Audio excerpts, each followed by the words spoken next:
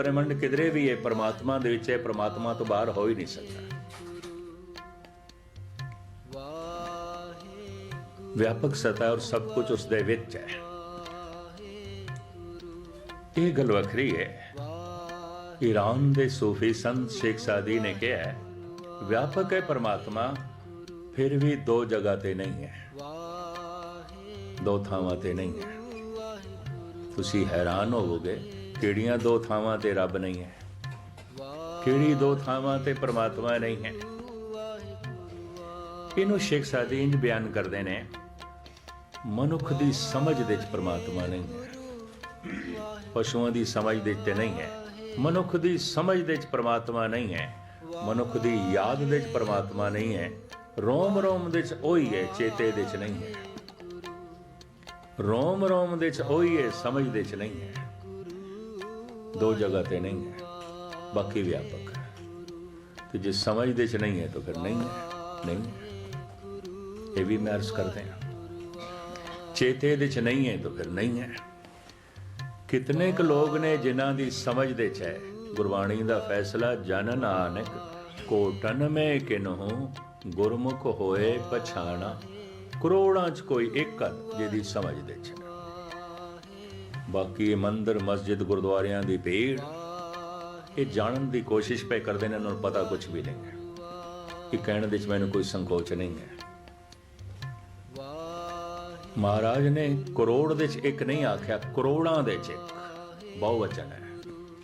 जन नानक कोटन में किन्हू गुरमुख होए पछाणा, कोई करोड़ां च एक है जिन्हों समझ है, बाकियां नूं नहीं है। एवें डींगा मार दे कि जे करोड़ां दे कोई एक है जिहदी समझ दे है, तो फिर करोड़ां दे कोई एक है जिहदे चेते दे है। कोटन में नानक को नारायण जय चेत, करोड़ां च कोई कद है नारायण जिहदे चेते दे है, जिहदी याद दे है। जो मेरी समझ च नहीं वो मेरी याद दे किस तरह हो सकता है? जिन्हों मैं समझिया ही नहीं, जिन्हों मैं जानता ही नहीं, उन्होंने मैं चेते किस तरह करांगा? कहते हैं सिमरन करो, सिमरन करो। संस्कृत दे कहते हैं सिमरन करो, पंजाबी च कहते हैं चेता करो, उर्दू च कहते हैं याद करो। बई याद करो, चेते करो, सिमरन करो, किस दा करो? परमात्मा दा करो। जिहदी समझ ही नहीं उन्होंने किवें चेते करोगे, किस तरह करोगे? मैं फिर अर्ज करा, जिहदी समझ ही नहीं मैनू, मैं उसनों याद किस तरह करांगा, किवें करांगा? अगर परमात्मा समझ दे च आ जाए, सिर्फ समझ दे च भी नहीं, इतना पता चल जाए मेरी समझ वड्डा है, बहुत वड्डा है, मेरी समझ छोटी है, तो समर्थ वड़ा मेरी मत थोरी राम। हे प्रभु, मेरी अकल ते सिर्फ प्याले जितनी है, तू ते सागर है। सागर किवें प्याले च आवेगा? जद अकल नूं ये पता चल जाता है, समझ तो ये पता समझ नूं ये पता चलता है मेरी समझ तो बहुत वड्डा है, समझ प्रभावित हो जाती है, हिरदा याद करन लग पैंदा है।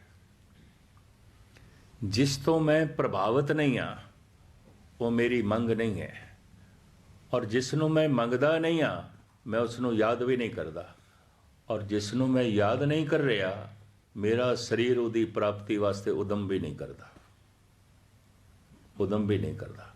धन की समझ है, यदि प्राप्ति लिए सारा दिन भज दौड़ कर सकते हैं, सारी रात भी जाग सकते हैं। धर्म की समझ नहीं है, ये लिए अमृत वेले का एक घंटा भी नहीं कट सकते, नहीं कट सकते। जो मेरी समझ दे च नहीं ते समझ मेरी प्रभावित नहीं, और मेरी मंग नहीं हो सकती। तो जो मेरी मंग नहीं है उन्होंने मैं याद किवें करांगा? तो जो मेरियां यादां दे च नहीं है, मेरा शरीर किस तरह उद्यम ते संघर्ष करेगा, भज दौड़ करेगा? नहीं करता, किसी का भी नहीं करता। गुस्ताखी माफ। बथेरी दुनिया अमृत वेले सुती रह जाती है, सुनने पे आउंदे ने गुरुद्वारे, दो बंदे नहीं मिलते। ये भी मैं अर्ज करते हैं, खेड तो सारी अमृत वेले की है। जी तुसी गुरबाणी विचार सुन रहे हो इस समय की नहीं है, अमृत वेले की है। जिवें मौसम के मुताबिक बीज बीजीदा है ना, परमात्मा दी विचार अमृत वेला सच नाम वडियाई विचार। दिमाग ताज़ा होंदा है, शरीर सुपुरत होंदा है, उस वक्त हिरदे की धरती इस ढंग नाल बनी होंदी है, सुनी हुई गल हिरदा मनन नूं राजी हो जाता। और उदों तो सुते रह गए, या उदों किसी होर कामां दे प्रवृत्त हो गए, वक्त ही कोई नहीं। धन कमाण लई वक्त भी है, उद्यम भी है, धर्म कमाण लई वक्त भी कोई नहीं, उद्यम भी नहीं। परिवार दी पालना लई उद्यम भी है, वक्त भी है, निरंकार दी प्राप्ति लई ना उद्यम है ना वक्त है। क्यों? जो मेरी समझ दे च नहीं है ते समझ मेरी प्रभावित नहीं है, मेरा हिरदा उसकी मंग नहीं करता। और जिसनों मेरा हिरदा मंग नहीं करता, मन बारी बार याद भी नहीं करता, तो जो मेरिया यादां दे च नहीं है उसकी प्राप्ति लिए ये शरीर उद्यम भी नहीं करता, भजदा दौड़दा नहीं, पिया रहेगा। मेरी याद च नहीं है, समझ ही नहीं है, तो फिर याद कित्थे, किस तरह चेते करांगे। एक दफा अकल प्रभावित हो जाए, परमात्मा महान है, उस तो बिना असी नहीं जी सकते, जिमें पानी तो बिना मच्छी नहीं जी सकती, उस तो बिना असी नहीं हो सकते, जिमें पानी तो बिना मच्छी नहीं हो सकती। इतनी समझ आ जाए, फिर भगत कबीर कहते हैं, बिसरत ना ही मन ते हरि, भुलदा ही नहीं, भुलदा ही नहीं। असी याद भी करिए तो भुल जाता है, कबीर कहते हैं मैं भुलावां भी तो याद आउंदा है। बिसरत ना ही मन ते हरि, अब ए प्रीत महापल बल भई, बिखम ना जाए जरी। तो खैर मैं लमकावा ना, समस्या दस देंदी है, सवाल दस देंदा है वास्तविक इस मनुख की लोड़ की है। सवाल तो पता चल जाता है यदि समस्या धार्मिक है, सवाल तो पता चल जाता है यदि समस्या शरीरक है, कोई बीमारी है, कोई रोग है। सवाल तो पता चल जाता है यदा जो है मसला समाजक है, परिवारक है, कोई परिवार दे कल कलेश है। सवाल तो पता चल जाता है यदि समस्या कारोबारी है, कम धंधे कोई घाटा या कोई गल है, सवाल दस देंदे ने। सवाल तो पता चल जाता है, सवाल दुख तो निकलता है। इस वास्ते दुखी बंदे नूं कहंदे ने सवाली। लंबा चौड़ा विस्तार बयान करन तो मैं बाज आवां ते जिहड़े चंद मिनट ने, क्योंकि दास ने दूसरे स्थान ते भी हाज़री भरनी है, मूल गल तुहाडे सामने रखा। सिद्धां दे प्रश्न, गुरु नानक दे उत्तर। मक्के दे हाजी गुरु नानक ते सवाल करदे ने, गुरु नानक जवाब देंदे ने। हरिद्वार दे पांदे गुरु नानक ते सवाल करदे ने, सतगुरु जवाब देंदे ने। बनारस दे बड़े बड़े विद्वान पंडित गुरु नानक ते प्रश्न करदे ने, सतगुरु उत्तर देंदे ने। बाबर जैसा हुक्मरान प्रश्न करदा है, सवाल करदा है, गुरु नानक जवाब देंदे ने।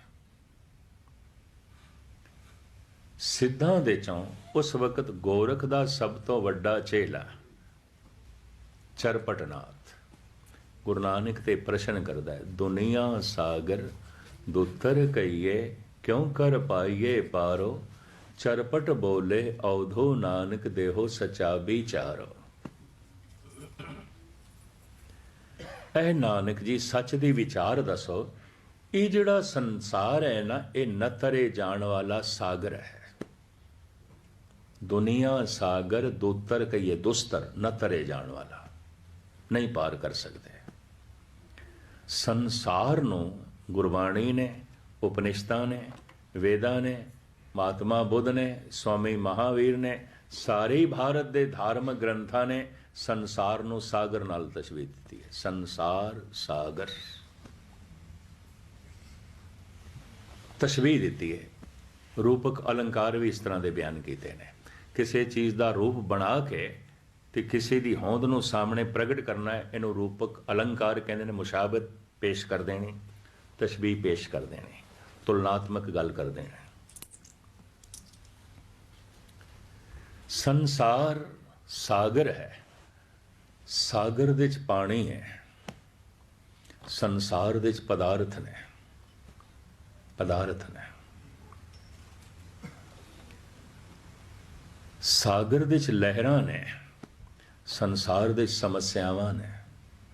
कदी शरीरक समस्या, कदी आर्थिक समस्या, कदी परिवारक समस्या, कदी राजनैतिक समस्या, कदी मानसिक समस्या, कदी धार्मिक समस्या। बंदा एक समस्यावां कितनी है। कोई लहरां मुकदियां ने, एक समस्या दा अंत हो जाए, दूसरी एक लहर खत्म होती है, दूजी। सागर दे च लहरां ने, संसार दे समस्यावां ने। सागर दे पानी नूं नापिया तोलिया नहीं जा सकदा, अथाह है, अथाह है। संसार दे पदार्थां नूं भी नापिया तोलिया नहीं जा सकदा, अथाह है। मनुख मर जाता है, कोई सोना चांदी नहीं मर जाता, रंग रूप नहीं मर जाते, सब कुछ रहिंदा है। अरबां खरबां मनुखां दीयां कबरां बन चुकियां, अरबां खरबां मनुख चितावां च जल चुके ने। कोई जगत दे पदार्थ मुकते नहीं गए, मौजूद ने। सागर दा पानी नापिया तोलिया नहीं जाता, संसार दे पदार्थ नापे तोले नहीं जाते, अथाह ने। सागर दे च कदी कदाई एक अध शिप, एक अध किश्ती डुब जाती है, कदी कदाई। संसार दे अखबारां दी सुर्खी बनती है, खबर बनती है, रेडियो टीवी दी पहली खबर बन जाती है, एक शिप डुब गया, हज़ारां मनुख डुब गए, एक किश्ती डुब गई, सैकड़े मनुख डुब गए।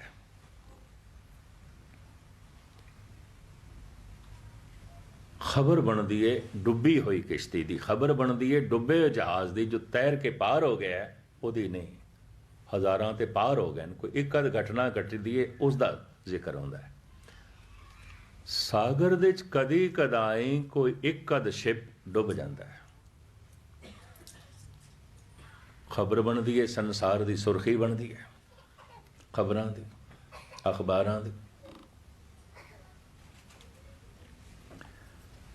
सागर दे च कदी कदाई किसी खिते च बहुत वड्डा तूफान आ जाता है,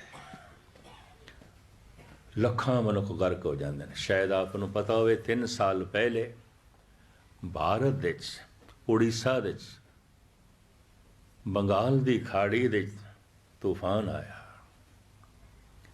30,000 बंदे सिर्फ 5 मिनटां च ही मर गए, 30,000।